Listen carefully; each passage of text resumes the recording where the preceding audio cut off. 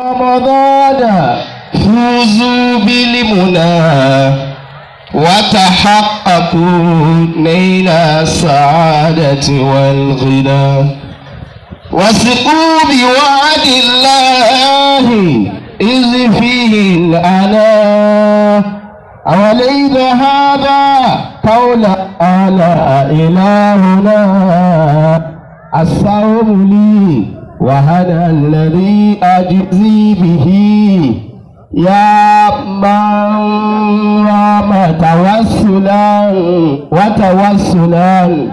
رغبة في كون رب قد هلا الصوم لي وهذا الذي أجزي به وهتى بحسن القول فيه وزدكه يا فوز من للصوم قام بحقه ومن الجحيم نجا وفاز بعتقه الصوم لي وهذا الذي أجزي به الصوم لي وأنا الذي أجزي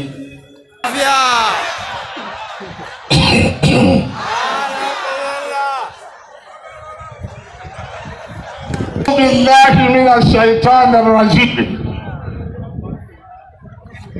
Ìṣẹ́jú mẹ́ẹ̀ẹ́dọ́gbọ̀n ni wọ́n fún wa. Ẹni tó sì mọ iye àkókò kò ní fi ṣeré. Gbogbo ẹni tó bá gbà pé òun wá òun ó padà. Ẹ bá ń kí Ọlọ́run lẹ́ẹ̀kan náà pẹ̀lú Allahu Akbar. Allahu Akbar kabira. Ẹlẹ́ẹ̀kejì, mo kí Ànábì Muhammad sallallahu alayhi wa sallam. Bàbá wa chief ìmáàmù àgbà, àwọn ni màá fi kí gbogbo àìmà àti húmà pàápàá. Gbogbo jàmá yẹn bá ń ṣe ṣéwù fún àwọn àgbàlagbà fà. Mo wá kí gbogbo àwọn orí adé, ọ̀pá ìlẹ̀kẹ̀, ẹjọ́ ẹ kú níwájú àwọn kábíyèsí. Àmín. Engineer why Amira Group tẹ pè wá sí bíbá ilé nìí. Mo fi Ọlọ́run àtànábì Muhammad kí sallallahu alayhi wa sallam. Gbogbo ẹ̀yin ọ̀ràn mìíràn ibikíbi tẹ́ ẹ bá wà, mo fẹ́ kẹ́ ẹ dìde kẹ́ ẹ kí Ọlọ́run lẹ́ẹ̀kan náà. Ok, Enroute Rauf team. àwọn tó pè wá nù. Enroute Rauf team. Àwọn dàdúgbò ni wọ́n wà. Sáwọn náà wọ́n dìde o. Ọ̀yà gbogbo yín tẹ́ ẹ wà káàkiri. Ẹ dìde kẹ́ ẹ sí Allahu Akbar. Allahu Akbar. Ẹ jókòó, etí mo fi ní ẹ dìde ni pé ọjọ́ òní gẹ́gẹ́ ọjọ́ ni nínú ayé Ọjọ́ ńlá ni. tó ti wà nínú àkọọ́lẹ̀. Ìpérú oríire yìí máa gba ọwọ́ yín ṣẹlẹ̀. Ẹ ní sunkún gbẹ̀yìn ayé. Àmín. Gbogbo politician pátápátá ẹ pọ̀ ní jókòó, tá a bá là á máa dákọ̀ lọ́kọ̀ọ̀kan àmọ́ tá a wá ṣe lórí stage nìyẹn. Gbogbo ọjọ́ ò lọ. Mo kí yín púpọ̀, mo fọ̀gá kí yín. Aṣíwájú Professor Isaac Olóyèdé Adamallahu hayata Sheikh. Àmín. Wọ́n bá wa sọ̀rọ̀ náà tó kún. Mo fi ilé wa, Ewu mi. fámìlì wa, ewu mi. Mo fi kí bàbá mi Olóyèdé, yóò ti yé wọn báwọn. Ó kọ ilé wa nù, ó kọ fámìlì wa nù. Mo wá kí ọ̀gbẹ́ni gẹ́gẹ́, ọ̀gbẹ́ni Abdulrauf Adésọjí Arẹ́gbẹ́ṣọlá, tí à ń dúpẹ́ ọjọ́ bí ọdún méjì ó lé ní ọgọ́ta 62 years. gbogbo ẹ̀yin ọ̀jọ̀gbọ́n tẹ̀ ń bẹ níjòkó ìjẹ́ ẹ mọ̀ pé ọlọ́run gangan ń kí Arẹ́gbẹ́. Allah. bẹ́ẹ̀ bá kò tẹ́ ẹ̀ kí Arẹ́gbẹ́ṣọlá Freedom Park tẹ́ ẹ jòkó sí yìí ń kí Arẹ́gbẹ́ṣọlá. Allahu Akbar. tẹ́ ẹ bá kò tẹ́ ẹ̀ kí Arẹ́gbẹ́ṣọlá bíríìjì tẹ́ ń kàn lábàáwọ̀lú tẹ́ ẹ̀ rírú ẹ̀ níjẹ̀ta níjẹ̀rin tẹ́yìn náà bá fẹ́ júwe ọ̀nà fáwọn èèyàn ètò mi fẹ́ mú níbi ọjọ́ ìbí ni mo fi ń kí ọ̀gbẹ́ni. Allahu Akbar. tẹ́lẹ̀ ẹnìkan kan ò lè júwe abẹ́ bíríìjì àfẹni tí ó bá júwe abẹ́ gádà Abẹ́ gádà. abẹ́ gọ́tà. ṣùgbọ́n nígbà tí ọ̀gbẹ́ni Arẹ́gbẹ́ṣọlá dé Arẹ́gbẹ́ṣọlá tí a mọ̀ pé èèyàn máa júwe pé ẹni kọ́kọ́ sọ yìí lábẹ́ bíríìjì. November 20. àṣebẹ̀ bá kí Arẹ́gbẹ́ṣọlá lónìí gbogbo iṣẹ́ rẹ̀ yóò máa kí. Allahu Akbar. mo fẹ́ lọ sínú topic mo kí ìyá wa tí wọ́n jẹ́ gbẹ́kejì gómìnà tàná ọlọ́wọ́ba yọba wà pẹ̀lú yín o Àmín. títí láre mo wá kí ìyá oní nǹkan alájà wa Ṣẹ̀rífà tí ọlọ́wọ́n bá ń jogún àgbéga fún Àrẹ̀mú látara Ṣẹ̀rífà Allahu Akbar. olúwa tí ò jẹ́ kí Ṣẹ̀rífà ó sì léyà ò jẹ́ kí Àrẹ̀mú ó sì ọjàrà Alhamdulillah. ìlàfírí òní bó ti rí yìí gbogbo ìgbésí ayé ajá Ṣẹ̀rífà òun ló jòkó tẹ̀ ń wò lọ́ọ̀kan Ìyá wa Bídèmí. ẹni tí wọ́n ń sọ pé àbó ti kú ń jò ní ìní Allahu Akbar. àbá àrí máa ń jò ní ìní níbo ló wà níjò ní ajá Ṣẹ̀rí ló jòkó tó dẹ́gbò lọ́ọ̀kan ẹ bá pọ́ lọ́wọ́ bá tóbi. Allahu Akbar. òní sopó ọ̀sán gangan. Àmín. èmi ò lè fi gbogbo àsìkò tèmi kíyàn torí ńgbà tí ọba yàtọ̀ mà ní kí lọkọ ẹlẹ́kọ̀ọ́ sọ mo kí gómìnà tòní sọ́tẹ́ Naam. Tọ́. àti gbákejì wọn náà. Naam. ìtì mo fẹ́ sọ̀rọ̀ lé lórí ó ní tọ́pìkì tí wọ́n fún mi factual àbí bẹ́ẹ̀ kẹ́ pé Of i'tikaf. of itikaf of 10 days of Ramadan in 10 days of Ramadan. Last 10 days. 10 days náà ni last àti 10 Dédé. ẹ̀sìrò rẹ̀ papọ̀ àwẹ̀ tẹ́nu Allah. àìdá professor láàmú. gbogbo ẹ̀yin ọ̀jọ̀gbọ́n aláàjì wa Olúwatóyìn tó bá jẹ pé itikaf lẹ́fẹ́ kí n sọ̀rọ̀ lé lórí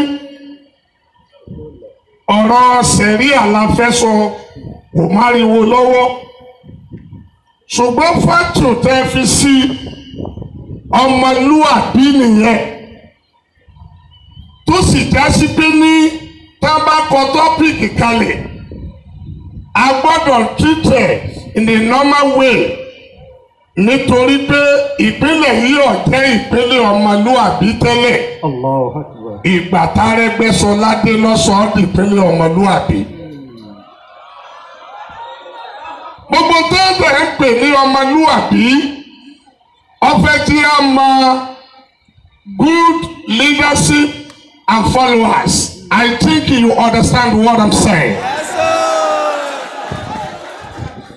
ọ̀gbẹ́ni Abdulrauf Arẹ́gbẹ́ṣọlá gómìnà tí ìfojú pààyàn rẹ̀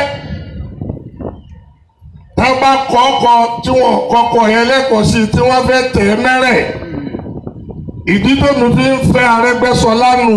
Allah. Arẹ́gbẹ́ṣọlá ní ẹ̀kọ́ kọ́ ọ̀rẹ́ mi sí láìlà. Muhammad Rasulullah sallallahu. Yóò ti yé yín.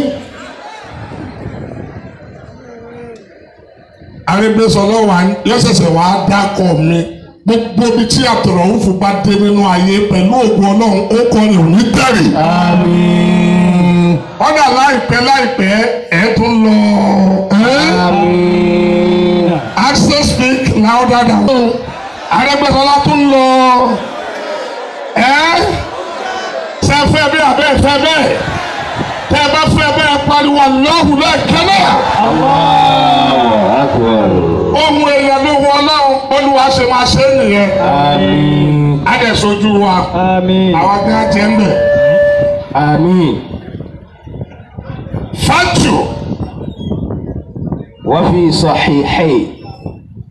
mo fẹ́ mú àdìsí wa ọ̀rọ̀ bẹ̀rẹ̀ nìyẹn o. Wọ́n á sí ọkọ̀ yẹn lẹ́kọ̀ọ́ sókí ni ṣùgbọ́n ẹ máa lé point. Oko ni ẹlé. Point la need. Ọ̀rọ̀ tí mo fẹ́ sọ yìí mo fẹ́ tírìtì ta lọ́mọlúàbí nínú itikaf. Ọ̀rọ̀ itikaf ọ̀rọ̀ sẹ̀ríà ni ṣùgbọ́n àwọn ọ̀rọ̀ yìí ó máa wọnú ara wọn á dẹ̀ máa jáde. Mo dúpẹ́ fún àwọn elétò tí wọ́n bùn mí ní ìṣẹ́jú mẹ́wàá sí i. Allahu Akbar. Adéyẹmí Akramakumullah. kí ni Sahih Buhari àti Muslim wí? Wa fi sahihayn. So وفي صحيحين أن صفية بنت عيد Ànábì wa Muhammad صلى الله Sallallahu عليه alayhi wa وسلم sallam. àtibá Ànábì ṣe máa lọ́wọ́ yín náà nílé. صلى الله عليه وسلم Ànábì ń bẹ ní itikaf lọ́jọ́ kan وصفية زوج ó ń ṣe itikaf lọ́wọ́ ìyàwó rẹ̀ wá lọ bẹ̀ẹ́ wò ó kọ ìyàwó rẹ̀ tó lọ bẹ̀ẹ́ wò ó ń jẹ́ Sọ̀fíyá. كانت تزور النبي صلى الله عليه وسلم وهو معتكف Ó lọ kí Ànábì في المسجد ó lọ bẹ̀ Ànábì wò nínú mọ́sálásí títí ń ṣe itikaf. فتحدثت عنده ساعة Sọ̀fíyá lo àsìkò díẹ̀ pẹ̀lú Ànábì Muhammad. ثم قامت Nígbà tó yá Sọ̀fíyá dìde لترجع إلى منزلها ó fẹ́ máa lọ sí ilé padà. وكان ذلك ليلا Lóru ni Ànábì wá wò pé tọ̀ a lè jẹ́ kí ìyàwó wa ó máa dá lọ. فقام النبي صلى الله عليه وسلم ليمشي معه Ànábì wá dìde ọ̀pá lẹ́sẹ̀dà ó sìn tẹ́gbẹ̀lé kí ìpayà ó lè kúrò lẹ́nu Sọ̀fíyá. Má bàa bẹ̀rù.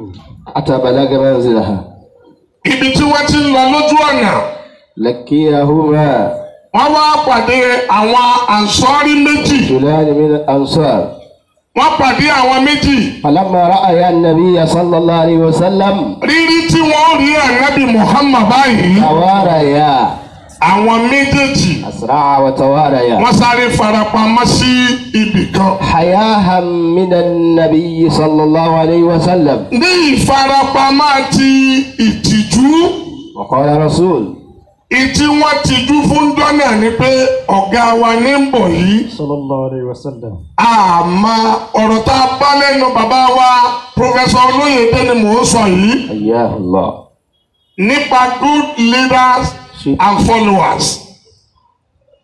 Nítorí pé tá a bá ń sọ̀rọ̀ ọmọlúàbí Mọ̀nàbí. ibì kan ni ó ti bẹ̀rẹ̀.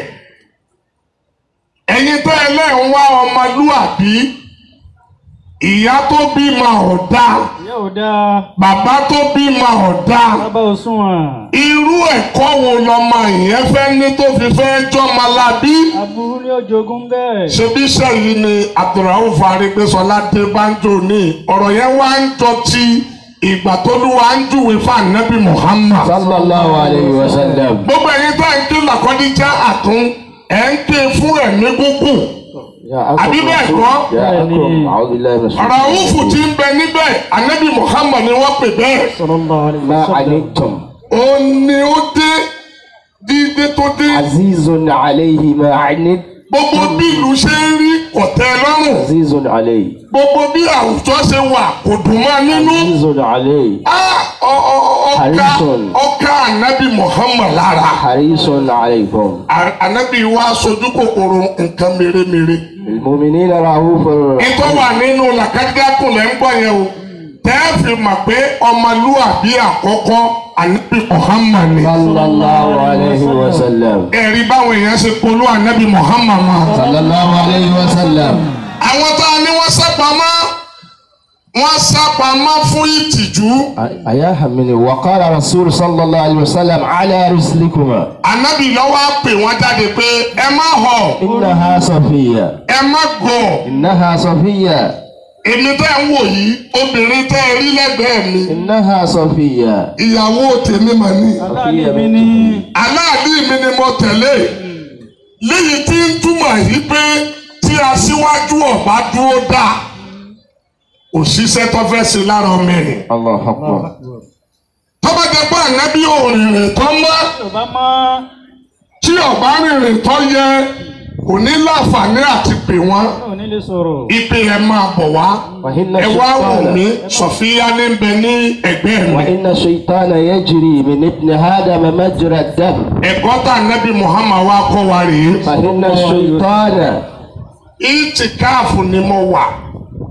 mo jáde mo ṣèyàwó mi. fa inna shaytana. àṣẹ ń bẹ nínú ẹ̀kọ́ ìtìkáàfù. ẹni tí ń ṣe ìtìkáàfù lọ́wọ́ ó lè ṣìyàn. ẹni tó ní tó ṣẹ́kù tó tọ́jú ìyàwó tó tọ́jú ọmọ ọlẹ́tọ̀ọ́ àti lọ ṣe ìtìkáàfù. Olúwa tó yìí sọ ọlẹ́tọ̀ọ́ láti lọ ṣe ìtìkáàfù. ẹni tí ò rí àwọn jẹ tí ò rí ntọ́mọ ọjẹ tó lòun lọ ṣe ìtìkáàfù. pẹ̀lú ògo Ọlọ́run. wọ́n bá lọ àwọn ọmọ láǹfààní àti lọ́wọ́ jáde padà bẹ́ẹ̀ni. torí wọn àránṣẹ́ ọ̀ránṣẹ́. ó tọ́jú ilé ó tọ́jú ẹbí ó tọ́jú ará ó ń ṣe gbogbo ojúṣe tó yẹ kó o ṣe. tó lẹ́tọ̀ọ́ ẹ̀. irú mọ́sálásí tá a ti ṣe ìtìkáàfù irú mọ́sálásí tọ́lọ̀ ń kọ́ fún ìlú Òṣogbo lọ́wọ́lọ́wọ́. Allahu akbar. mọ́sálásí tí wọ́n ń pè nípa ọ̀tá lẹ́nu mọ́. Allahu akbar. mọ́sálásí Òṣogbo ni wọ́n ń pè ní sat. fa inna shaytana yajri min Adam. Ànábì Muhammad wa ń kọ́ wọn lẹ́kọ̀ọ́. fa inna shaytana. ẹ̀rí bí ìgbà tí o tiẹ̀ sọ ọmọ Òṣogbo kankan bí kò tiẹ̀ sẹ́ni tí ó ṣe Allahu akbar. Allahu akbar. inú yóò dùn sí mọ́sálásí yìí kọ́ ọ̀. Allahu akbar. wọ́n bá dùn sí ẹ kí mo sí Ọlọ́run lẹ́ẹ̀kan náà. Allahu akbar. Ànábì lẹ́yìn tẹ́ ń kọ kí lẹ̀ ń kọ sí. fa inna shaytana. This is my point. fa inna shaytana. Ànábì ní ètò jẹ́ kí n pè yín. fa inna shaytana. àṣetánì tẹ́ rí yẹn o. yajri min ibn Adama majra ad-dam. bí omi àtẹ̀jẹ́ ṣe máa sàn lára gẹ́gẹ́ bẹ́ẹ̀ ni ṣètánì máa sàn lára ẹnì kọ̀ọ̀kan. wa khashaytu an mo kéwú kọ̀ọ̀kan o. yuqsifa fi lẹ́fi qulubikum. ráwọn tí ń kéwú tí wọ́n ń ṣe gbájú ẹ̀. mo kàwé kọ̀ọ̀kan o. kan. kò ní kó má ṣe 419 kó má. nítorí pé ìta ń pè ní ṣèitán yajri min ó ti di omi majra ad-dam. ó ti di ẹ̀jẹ̀. majra ad-dam. gbogbo ẹni tí ó bá wá ní ìtìjú fàtú nìyẹn. wa khashaytu an yuqsifa fi qulubikum shay'an. Ànábì ní tó dé ń ké sí yín ní ìfẹ́ kí ṣètánì ó gbìn sí yín lọ́kàn tẹ́ ẹ máa sọ pé àwọn aṣíwájú wa náà nù. afa wa o. ìtìkáàfù ni wọ́n sì láwọn wà. obìnrin ni wọ́n máa tó ń ṣèjáde. Ànábì ní ṣètánì lè jù sí yín lẹ́mìí. aw qala shay'an. gẹ́gẹ́ bí ṣe ń ju ìjùkújù sọ́pọ̀lọpọ̀ náà lẹ́mìí lónìí. ìtẹ̀lé tí ọmọlẹ́yìn náà ń tẹ̀lé aṣíwájú tẹ̀lé wọn ní tẹ̀lé pé toríire bá kan ọmọ tèmi náà lọ́la. gbogbo èrò ẹ̀yìn tí bá ń tẹ̀lé aṣíwájú ní tẹ̀lé tí ó jẹ̀lì kan ajẹ́pẹ́lẹ́ yìí rèé sọmọlúàbí. marartu ala al-muru'ati wa yatabuki. ẹ dákun bàbá ọlọ́jọ́ bí ṣé gọ́fúnà ń rí mi lọ́ọ̀kan ọ̀gbẹ́ni Arẹ́gbẹ́ṣọlá. wa ma tabki al-fatatu. níjọ́ tẹ̀ tí gbàjọba tí bàbá wa Àtaọ́jà kú qultu laha ní ògo Olúwa wa ma tubki. ibẹ̀ lẹ pàgọ́ sí ń jọ́ náà. mo sì wá nú àwọn tí máìkì tọ́ sí ìjọba ò tí ì bọ́ sí yín lọ́wọ́ ọ̀rọ̀ ọmọlúàbí ni mo treat ọmọlúàbí lẹ́nìkan kọjá ṣùgbọ́n níjọ́ náà wọn ò tẹ́ rí bí sọ̀rọ̀ wọ́n gbà á lọ́wọ́ mi tẹ́mi ò tiẹ̀ mọ̀ pé gbogbo tó wà nínú pílánì ọmọlúàbí náà ni. Maritu al-muru'ati wa yatabuki. ọ̀jọ̀gbọ́n ni mo kọjá mo wá rí ọmọlúàbí tó ń sunkún. Wa qultu laha. ẹ dákun gbogbo ẹ̀yin tẹ́ ẹ bá fẹ́ sọjọ́ bí ẹ jẹ́ àmọ́ tẹ́ ẹ fẹ́ sọjọ́ bí lé lórí. èyí tèmi ń tìtì lọ́wọ́ yìí ọjọ́ bí Arẹ́gbẹ́ṣọlá gẹ́gẹ́ ọmọlúàbí. Wa qultu laha.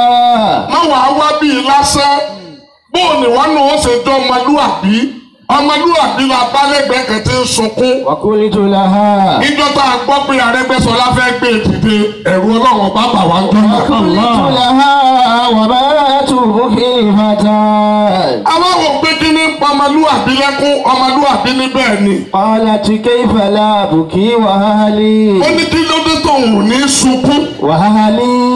ó ní gbogbo aráalé tòun pátápátá. Matu jami'an duna ahli ó ní an-nas. gbogbo wọn ni wọ́n ti kú. Wọ́n ti ṣàìsí. gbogbo àwọn aráalé tàwọn yòókù wọn wà láyé. Àwọn sẹ̀mí. dákun ó ṣe fi làákà ìtẹ̀lé ọkọ yẹn lẹ́kọ̀ọ́. Wasaya sitte. ètò kù fún ẹ nísìnyí pé kí ni pa ọmọlúwàbí lẹ́kún. Kó wá farabalẹ̀. ó ní ọ̀gbẹ́ni gbìyànjú tẹ̀ tí ó ṣeé ṣe. ẹ̀yin náà lẹ̀ tí ó ṣeé ṣe. ájí Olúwatóyìn níjó oníhìn gómìnà kan ní àṣẹ máa rí òhò láàrin ìlú ẹ ti mọ gómìnà ọ̀hún. Òkú òjì ayin. ẹsẹ̀ lè máa rí òhò ẹ wàá sídìí lẹ̀ ẹ sí ẹ̀yà lẹ̀ ṣé bẹ́ẹ̀ nu ẹ̀yin mùsùlùmí náà là á ti ń padà ń gbọ́ pé ìjọba ṣe wá lele tó bá wọn Sẹ́mi náà ní ó ṣe. ṣé wọn sáwọn ọmọ tí ń rìn káàkiri ṣé wọn ò tí wá wà civilized olódò ọmọ tó ń pè ní civilization ìtò ń pè lọ́làjú ẹ̀kọ́ ni kì í ṣe ká bọ́ra alẹ̀ ní òhù. Ẹ̀kọ́ làbí lẹ̀. Wasaya sitte. bàbá ńlá bàbá wa Ànábì Adam àti Àwáhù níjọ́ tí wọ́n lajú tójú wọn là Watafiqa gbogbo ẹ̀yin ọ̀jọ̀gbọ́n tẹ̀ ń bẹ nídòkó kí ni wọ́n bẹ̀rẹ̀ sí ní ṣe Watafiqa wọ́n ń da ewé bo ara níjọ́ tójú tí wọ́n là níjọ́ tójú tàwa là à ń ṣí aṣọ kúrò lára which is very bad. Tí ò dá rárá. Allah. Are you getting my point? bẹ́ẹ̀ wá fẹ́ bẹ́ẹ̀ kọ́ ìka ọmọlúwàbí ẹbí rẹ̀ mẹ́fà tó kú lónìí níjọ́ tá a wà lógun Olúwa ẹ̀ẹ́dín rí ìka ṣùgbọ́n lónìí ọjọ́ rọ̀ pé ìṣẹ́jú kọ̀ọ̀kan ní sì máa fíkà kọ̀ọ̀kan tí action bá wà lára rẹ̀ jù sí mi lọ́ọ̀kan kí n lọ. Wasaya sitte min Taha wa Yasin. ọ̀rọ̀ mẹ́fẹ̀ẹ̀fà tí mo fẹ́ sọ yìí Min Taha wa Yasin. ọ̀gbẹ́ni am I communicating? You are. Very good. Wasaya sitte. èmi kí mo sọ o Ànábì Muhammad ló sọ. Min Taha wa Yasin. ó tiẹ̀ fẹ́ takò ọkọ̀ yẹn lẹ́kọ̀ọ́ tẹ́lẹ̀tẹ́lẹ̀ ẹ gbàgbé ẹ̀. Lisihiri lahu. Ànábì Muhammad ló júwe ọmọlúwàbí. Lisihiri lahu alayki alimuruha. Sayyidina Ali ló sì tọ́jú ọmọlúwàbí mẹ́fẹ̀ẹ̀fà sí lọ́wọ́. Karramallahu wajhahu. alákọ̀ọ́kọ́ ń bẹ̀ Karam hasanun. ká ta ọrẹ Hasanun. ká fún èèyàn lóúnjẹ. Hasanun. Àrẹ̀mú ṣe fàlejò ó ṣe fúnlé. Hasanun. iye ẹ̀mí tó sì dìde lára Àrẹ̀mú tó bá jẹ́ pé mò ń yin Àrẹ̀mú ni ẹ̀yin ọ̀jọ̀gbọ́n tẹ́ wà ń jòkó lọ́mọ ayé yín o. Karam hasanun. ká ta ọrẹ ọ̀dà ṣùgbọ́n Walakin darufri. olówó lọ́yẹ kọ́tọ̀ rẹ̀ toró ló ní tí ó fi ta. Laha hasanun iyalin lilmuru'a. èso ń bẹ lára ọmọlúwàbí ń sunkún pé ààrẹ ni tí ó tọ̀ rẹ̀ mọ́. gbogbo àwọn olówó yín níbo ni wọ́n sá lọ nísìn wọ́n sá lọ umura. Fẹsẹ̀fẹ́. ẹ̀yin tí wọ́n fún ní sàrà ń bẹ́lẹ̀ o Ẹwà ń lé. wọ́n ti họ. nítorí ẹlòmíràn yanjú ilé kó tó lọ bá lọ umura gan Ọlọ́run nígbà. Bẹ́ẹ̀ni. àbí bẹ́ẹ̀ kọ́ ni mọye fámìlì wọn tẹ́bi ń pa ni.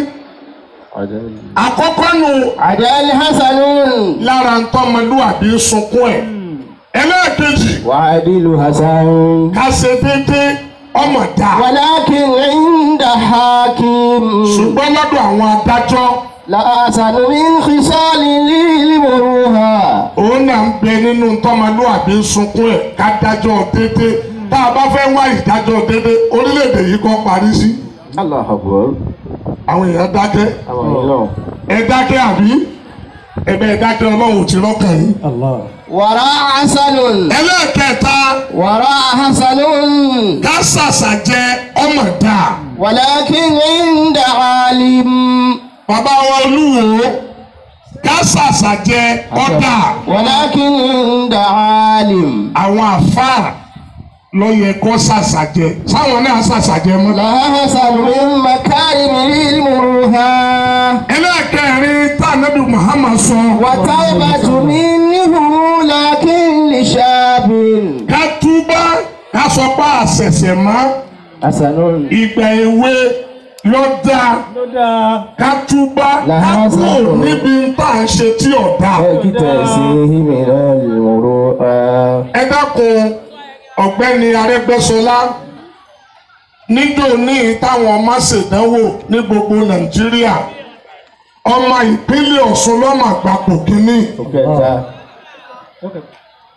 وكذا. ipò tó ní ikọ̀ o طيب طيب. àkọ́kọ́ tìrágbìtì ni mò ń sọ yìí بل. ara ìgbìyànjú Arẹ́gbẹ́ṣọlá ni ti jáàmù tí wọ́n ṣẹ̀ṣẹ̀ parí yìí òun ní ipò kẹta amàríkà nínú ìpínlẹ̀ Ọ̀ṣun nígbà t'Arẹ́gbẹ́ṣọlá ò tí ì dé ṣe é rírú ẹ̀ka ajẹ́pẹ́tẹ́ ẹ̀ bá sọjọ́ òbí fún ẹlẹ́dàá àwọn ọmọ wọ̀nyí náà ṣe.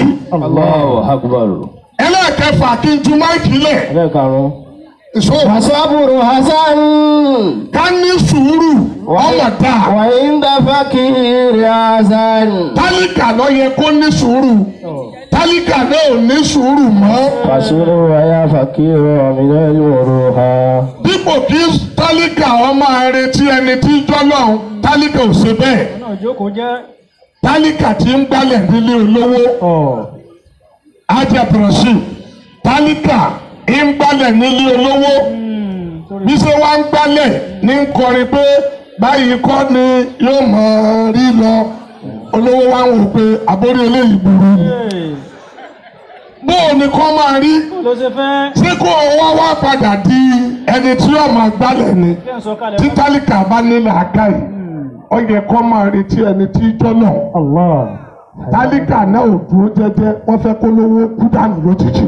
حياه ẹlẹ́ẹ̀kẹfà ní ìtìjú. حياه ستها ẹlẹ́ẹ̀kẹfà tí màá sọ tí màá lọ jòkó rèé o. ستها حسن ولكن olúwa tó yẹ Yusuf حياه ستها fọ́tù tọ́gbàájú optical tí a bá rí fọ́tù kò sí itikal. حياه ẹni tó tijú ọlọ́run náà ní lọ farapamọ́ sọ́dọ̀ rẹ̀. حياه ستها حسن ولكن àwọn bàbá wa ti ń tẹ́wọ́ tọ́lọ̀ ń sì ń ṣe kí wọ́n tó káwọ́lẹ̀ wọ́n tijú ọlọ́run ní. Ojú ẹ̀ ní. innama yakhsha Allahu min ibadihi علماء ọ̀nà kan làwọn àfáà ń tú ẹni tọ́lọ̀ wọn tijú dúdú àlùkìyàmọ̀ àwọn àfáà ni ó yẹ kí wọ́n tú sọ́nà kejì pé ẹni tó yẹ kó tijú ọlọ́run jù àfáà Àǹfààní. torí pé àrò tá a fi rẹ̀ wọ́n àrò tó lágbára. حياه ستها حسن ولكن ẹlẹ́ẹ̀kẹfà ìtìjú. للنسوة حسن gbogbo ẹ̀yin ọ̀jọ̀gbọ́n tá ń pè níjòkó ẹ bá ń pọ́kọ̀ yẹn kí n gbọ́. Ìtìjú. ta ní ọ̀dọ́ ọmọlúwàbí ní tìjú. للنسوة حسن ẹni tó bá ní tìjú òun lọmọlúwàbí. Ọmọlúwàbí. ẹni tó ní tìjú ìní ó ṣe itikaf. ẹ tẹ́wọ́ ẹ jẹ́ ká ṣàdúrà. ọlọ́wọ́ ọba aláàánú Àná. ẹ bá nawọ́ síbi tí ọ̀gbẹ́ni wà. Ànáwọ́ sọ̀kan nì. ọ̀gbẹ́ni tó tijú ọlọ́run Ìtìjú Ọlọ́run. òun ti gbà pé òun kọtà ẹ padà máa pè ń ọ̀gbẹ́ni náà ni Ọ̀gbẹ́ni náà ni. bó ti dé ló ti ní ẹyọ His Excellency ẹyọ kù bẹ Ẹyọ kú. ó ti mèrò ọkàn yín ọlọ́run mà dá rẹ̀ mú dá bẹ́ẹ̀ ṣe ń wo Allah. ó ti mọ ẹni tí ń bẹ lọ́kàn yín. Àwọn kọ́ba ọpẹ́ láyé tó sì jẹ́ pé nǹkan míì ní bẹ lọ́kàn wọn. Ṣé ẹ ti náwó bí mo ti ní ká ẹ̀ nà á? Ẹ bá panupọ̀ pé amínà. Amínà. Ẹ tún wí lẹ́ẹ̀kan sí i. Amínà. Ẹ tún wí lẹ́ẹ̀kan sí i. Amínà. Ọlọ́run wọlé ayé táwọn ẹ̀ dà lénìí. Mọ́kànléníogún. 21. Mo fi ọlọ́run bẹ lọ́hùn. Òkè tí mo béèrè lẹ́ẹ̀kan. Gbogbo jàmá ẹ bá ń panupọ̀ pé yóò rí bẹ́ẹ̀. Yóò rí bẹ́ẹ̀. Ẹ wá bá ń wí tẹ̀lé mi pé ààrẹ mú. Ààrẹ mú. Tọ́ ọ bá ti wí bẹ́ẹ̀ ò ní bòkú ọmọ ńlé. Àmín. Sọ pé ààrẹ mú. Ààrẹ mú. Ààrẹ mú. Alálùbáríkà olóríire. Ààrẹ mú. Láìpẹ́ wàá ṣojú wa. L'Àbújá. Ẹ fọwọ́ kejì júwe ọ̀nà Àbújá ẹ wá lọ́wọ́ sọ́nà òun. L'Àbújá. Láìpẹ́ wàá ṣojú wa. L'Àbújá. Ẹ wá bá ṣe amínà lẹ́ẹ̀kan náà. Amínà. Everybody do like this. Torí pé a wà ní ìpínlẹ̀ ọmọlúwàbí. Ọmọlúwàbí tó ní action. Nílùú tí action gẹ́gẹ́ ń gbé. Everybody do like this. Bismillahirrahmanirrahim. Ẹ dákun ṣé ọ̀gá ti ṣe bẹ́ẹ̀ náà kan? A ti ṣe bẹ́ẹ̀. Sọ pé Bismillahirrahmanirrahim. Tọ́ ọ bá lọ́ta ni kò jọ́ ìmí o. Tọ́ ọ bá lọ́ta kò káwọ́ mọ́ra. A jẹ́ pé ibi táyé bí ọdún náà nù. Ṣùgbọ́n tí èèyàn bá ní action kí ọ̀tá rẹ̀ ó tó lè press ẹ̀. Kò tí ẹ̀ ṣeéṣe. Àti action wà. Everybody do as I do. Bismillahirrahmanirrahim. Jọ̀ọ́ tó bá yẹn tó jòkó tiẹ̀ ti sọ̀wọ́ bélébélé bá a ṣe táyé rẹ̀ pọ̀ mọ́ tiẹ̀. Ọgọ́ rẹ̀ nù. Iná àtẹ̀yìnà kàlíkàwùsà. Wọ́n dàda. Fasọ́lì lè rọ́bìkà. Wọ́n ní ha. Iná sáà ní hàkà. Wọ́n ní àbùtárù. Tárù. Action. سبحان ربك رب العزة عما يصفون. السلام على المرسلين والحمد لله رب العالمين.